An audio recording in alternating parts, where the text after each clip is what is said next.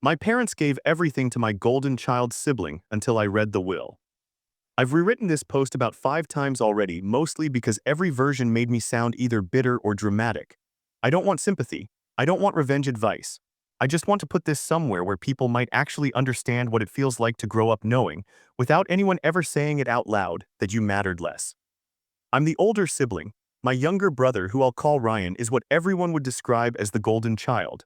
That phrase gets thrown around a lot on Reddit, but in my case, it wasn't subtle favoritism or occasional unfairness. It was a consistent pattern that shaped our entire family dynamic. From as early as I can remember, expectations were different.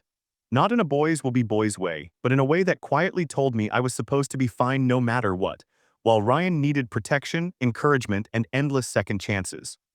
When I did well in school, it was treated as the baseline. When Ryan did well, it was celebrated like a miracle. If I struggled, I was told to work harder. If Ryan struggled, the problem was always external: bad teachers, stress, pressure, unfair systems. I learned very early that effort from me was expected, but effort from him was optional. At first, I assumed this was normal. Kids don't have the language to explain favoritism, they just feel it. I told myself I was imagining things, that I was being jealous, that maybe I really was just more independent. That's what my parents told me anyway. "You've always been mature for your age," my mother used to say. What she meant was, "We don't have to worry about you." That sentence followed me for years. By middle school, the differences were impossible to ignore. I asked to join a sports club once. My parents said it was too expensive and suggested I focus on academics instead. 2 years later, Ryan wanted to try out multiple activities at the same time: music lessons, coaching, weekend workshops, and suddenly money wasn't an issue. When I pointed out the contradiction, my father brushed it off and told me I was keeping score, as if noticing patterns was a moral failure. Family gatherings were worse. Relatives would crowd around Ryan, asking about his interests, praising his personality, predicting a bright future. I would sit there, physically present but functionally invisible. When I tried to join conversations, they would smile politely and then turn back to him. Over time, I learned to stay quiet. Silence, at least, didn't invite disappointment. Teenage years made everything sharper. Made mistakes, real ones: trouble at school, poor decisions, conflicts that should have had consequences. Every time my parents intervened, they argued with teachers, blamed other kids, and reframed his actions as misunderstandings. When I messed up once, just once, I was grounded for months and told I had let the family down. That phrase stayed with me longer than any punishment. By the time we reached adulthood, the roles were fully set. I moved out early, worked part-time while studying, paid my own bills, and learned how to survive without asking for help, because asking rarely led anywhere. Stayed at home. My parents paid his tuition, helped with his expenses, and eventually bought him a car. When I asked carefully, calmly, why the support was so uneven, my mother said something that still makes my stomach twist. "You're stronger, he needs us more." I believed her. For a long time, I believed her. Then my father got sick. It wasn't sudden, but it was fast enough that there was no real time for conversations. I wasn't told how serious it was until it was already too late. By the time I arrived back home, the house felt wrong, too quiet, too heavy. Was surrounded by relatives, comforted, reassured. I stood off to the side, not knowing where I fit in a moment that was supposed to belong to all of us. After the funeral, we were called in to hear the will. I went in with no expectations. I'd already accepted that I'd probably receive nothing, or something symbolic at best. What I wasn't prepared for was the confidence carried into that room, like someone who already knew the outcome. The lawyer began reading: the house, the savings, the investments. All of it was left to. No split, no shared inheritance, everything. I felt numb, not surprised, just empty. Then the lawyer paused and said there was an additional document, one addressed specifically to me. That was the first time in my life everyone in the room looked at me at once. And that's where everything started to change. The lawyer slid the envelope toward me without ceremony. It wasn't sealed anymore, just folded carefully, like it had been opened and reread many times before finally being handed off. My name was written on the front in my father's handwriting, slightly shaky, like his hand had hesitated before committing to the ink. I didn't open it immediately. Something about that moment felt heavier than the will itself. Money can disappoint you, but words, especially words written too late, have a way of reopening things you thought you buried for good. Ryan shifted in his seat beside me. I could feel his impatience without even looking at him. My mother stared straight ahead, hands clenched in her lap, her jaw tight in that familiar way she had whenever she didn't want to deal with discomfort. That expression told me more than any explanation could have. Whatever was in that letter wasn't meant to make things easier. I unfolded the paper slowly. The first line stopped me cold. If you're reading this, it means I waited far too long to say what I should have said when you were still a child. I had to pause. My throat tightened not because I was overwhelmed with grief, but because I felt something more unsettling: recognition. That sentence already sounded like an admission, and admissions were rare in my family. The letter went on. My father wrote about noticing early on that I didn't demand attention the way Ryan did. He described me as quietly capable, a phrase he used more than once, as if it were both praise and justification. He said that when I struggled, I tended to withdraw rather than ask for help, and instead of seeing that as a sign I needed support, they interpreted it as proof that I didn't. That part made my chest ache in a dull, familiar way. It wasn't a revelation, it was confirmation. He admitted that Ryan frightened them in a way I never did. Ryan's emotions were unpredictable, loud, consuming. When Ryan failed, he spiraled. When Ryan was criticized, he shut down. My parents, according to the letter, built their entire parenting approach around keeping Ryan stable, even if it meant neglecting everything else, including me. One line stood out more than the rest. We told ourselves you didn't need as much because you never asked. That was our greatest mistake. I read that sentence 3 times, not because it was profound, but because it was painfully accurate. I hadn't asked not because I didn't need help, but because I learned early that asking changed nothing. The letter didn't apologize in dramatic language. There were no grand expressions of regret, no emotional exaggerations. It was restrained, almost clinical, which somehow made it worse. My father explained that they leaned on me emotionally without realizing it, treating my reliability as a resource rather than a trait to protect. They assumed I would figure things out because I always had. Then came the part about the wills. He wrote that leaving everything to Ryan wasn't about love or favoritism. It was about fear. Fear that Ryan would collapse without constant support, fear that he would make irreversible mistakes, fear that without a safety net he would ruin himself. Reading that didn't make me feel better. It made me feel like a tool, something useful but not cherished. What followed was the most revealing section of the entire letter. We trust you more, and instead of recognizing that as something earned, we used it to justify giving you less. That sentence hit harder than the inheritance itself. Because trust in my family had always come with a cost. Near the end, my father explained the trust clause. He wrote that he couldn't, in good conscience, give Ryan full control over everything. But he also couldn't bring himself to admit that openly. So he chose a compromise that would let him avoid confrontation while still protecting the assets. I was named co-trustee not as a reward, but as a safeguard. In other words, I was once again expected to be the responsible one, the quiet one, the one who held everything together without complaint. The final paragraph was short. I don't expect forgiveness. I only hope that one day you understand that we loved you, even if we didn't love you well. I folded the letter carefully and placed it back in the envelope. The room was silent. Ryan was staring at me, his face tight with something between confusion and irritation. My mother still hadn't looked in my direction. The lawyer cleared his throat and explained the legal details, how the trust worked, how decisions required mutual consent, how safeguards were in place to prevent unilateral action. Ryan interrupted him. "That's not what Dad told me," he said sharply. The lawyer remained calm. "Your father amended the will several months ago." Ryan turned to my mother. "You knew about this?" She hesitated just long enough to answer the question without saying yes. "Your father thought it was for the best."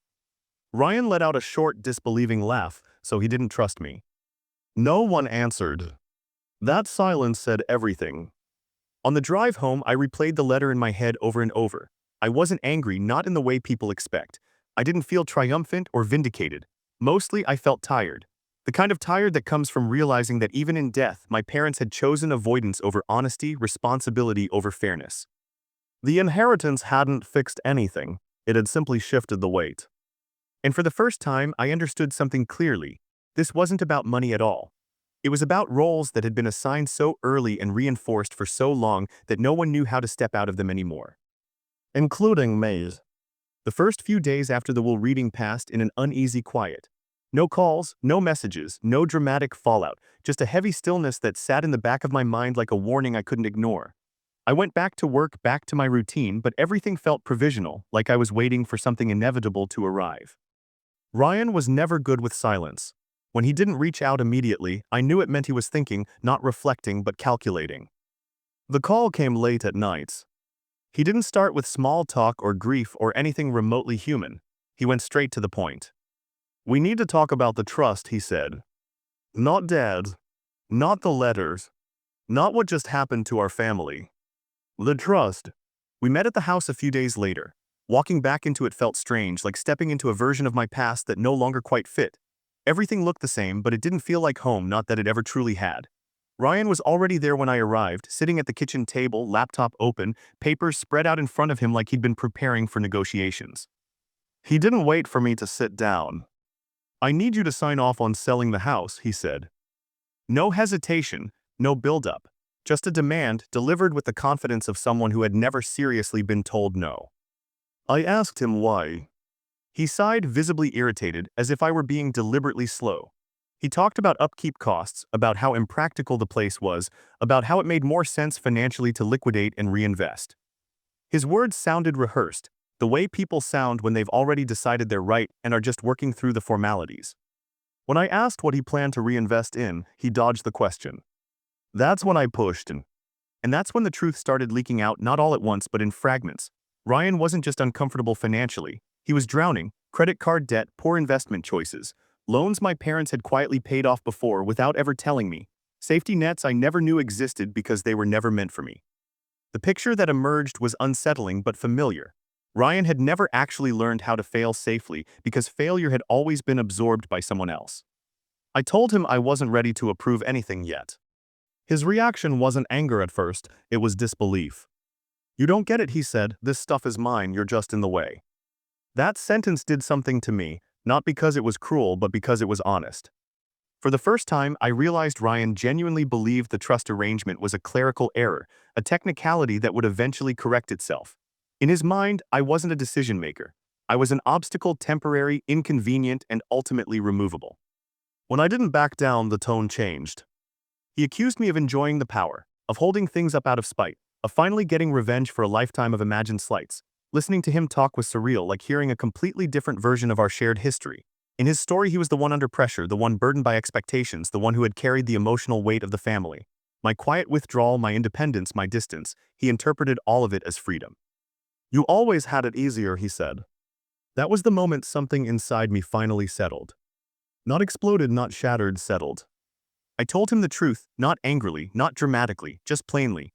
I told him about the things I never asked for because I learned early they wouldn't be given, about how being strong wasn't a gift but a requirement, about how every time I disappeared into the background it wasn't because I was fine, it was because no one noticed when I was. He didn't respond the way I expected, he didn't argue the details, he didn't deny anything. He laughed. Not because it was funny, but because it was inconvenient. "This isn't about childhood," he said, "this is about money." And that was when I knew we weren't having the same conversation at all. Over the next few weeks, the pressure stopped being subtle. My mother called more often. Relatives reached out under the guise of concern. Every conversation followed the same structure. They acknowledged that the situation was complicated, then gently steered toward how hard things were for Ryan, how much stress he was under, how unfair it would be if he lost the house. No one asked how I felt about being made co-trustee. No one questioned whether it was fair to place that responsibility on me. It was simply assumed that I would handle it, because that's what I had always done. At one point, my mother said, "You've always been the responsible one." I asked her if she had ever wondered what that responsibility had cost me. She didn't answer. The breaking point came when Ryan sent a formal request through a lawyer. It wasn't aggressive, but it was clear: approve the sale or prepare for conflict. Seeing it in writing made something crystal clear. This wasn't grief talking. This was entitlement colliding with reality. I drove to the house that evening. We argued in the living room, voices raised, years of resentment finally surfacing. Ryan accused me of sabotaging his future. I told him I wasn't willing to keep fixing problems I hadn't created. My mother cried. My aunt tried to mediate. Everyone wanted resolution, but only one that required something from me. That's when I said it calmly, clearly. I'm not signing anything until I'm confident this won't just disappear in a year. The room went quiet. For the first time in my life, I wasn't explaining myself. I wasn't justifying my feelings. I wasn't softening my words to keep the peace. I was choosing myself. Ryan stopped calling after that, the legal pressure eased, the house stayed unsold. And for the first time, I wasn't sure who was more uncomfortable, him or the family that had built their entire system around my compliance. Not the dramatic kind where people slam doors and block numbers, but the quieter kind. The kind where conversations become shorter, invitations stop coming, and everyone pretends nothing is wrong while clearly feeling that something is. Ryan didn't disappear entirely, he just stopped trying to negotiate. Instead, he shifted strategies. Where he had once come to me directly, he now worked around me. Lawyers, relatives, concerned family friends who suddenly felt qualified to give advice about finances they had never been involved in before. It was exhausting, but it was also revealing. Every attempt followed the same pattern: pressure me without actually confronting the underlying issue. What none of them seemed to understand was that I wasn't refusing out of anger. I was refusing out of clarity. The trust documents gave me access to information I'd never had before. For the first time, I saw the full picture: how much my parents had quietly spent covering mistakes, how often they had intervened, how deeply dependent the entire system had become on pretending everything was fine. The inheritance wasn't a fresh start for him. It was the last remaining crutch. And I knew that if I signed off on selling the house, nothing would change. The money would vanish, the same patterns would repeat, and eventually someone, probably me, would be expected to step in again. I wasn't willing to do that anymore. A few months passed, tried to manage things on his own. It didn't go well. Bills piled up, plans fell through. Without the ability to liquidate assets freely, he was forced to confront realities he'd spent his entire life avoiding. I didn't feel satisfaction watching it happen.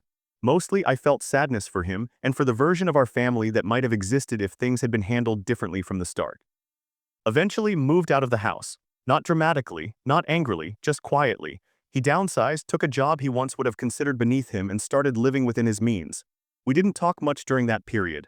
When we did, the conversations were polite but distant, like two people who shared a history neither quite knew how to address anymore. My relationship with my mother changed too. She never apologized outright. I don't think she knows how. But she stopped asking me to fix things, stopped framing my boundaries as selfishness. In small ways, she began acknowledging the imbalance not verbally but through restraint. She learned slowly that love didn't have to mean control. As for me, something unexpected happened. Without the constant pressure to manage everyone else's needs, I had space, actual space, to think about my own life. What I wanted, what I'd delayed, what I'd quietly sacrificed without ever naming it as such. I started therapy not because I was falling apart, but because I finally had room to unpack things I'd been carrying for decades. That's where the biggest realization came. I hadn't been overlooked because I was less lovable. I had been overlooked because I was convenient. Being reliable made me easy to ignore. Being quiet made me easy to burden. Strength in my family wasn't celebrated, it was exploited. And once I understood that, the guilt I'd carried for setting boundaries began to dissolve. About a year later, Ryan reached out. Not to ask for money, not to ask for permission, just to talk. He didn't apologize, not fully, but he acknowledged something he'd never said before. I didn't realize how much they were doing for me, he said, or how much they weren't doing for you.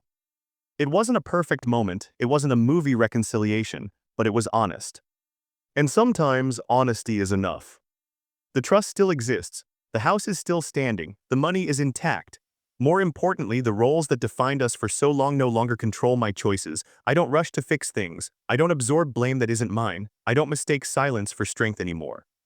If there's one thing I've learned through all of this, it's this. Being the strong one doesn't mean you owe everyone else your peace. And being overlooked doesn't mean you were unworthy of care. It just means no one bothered to look closely enough. I finally did. And that was enough.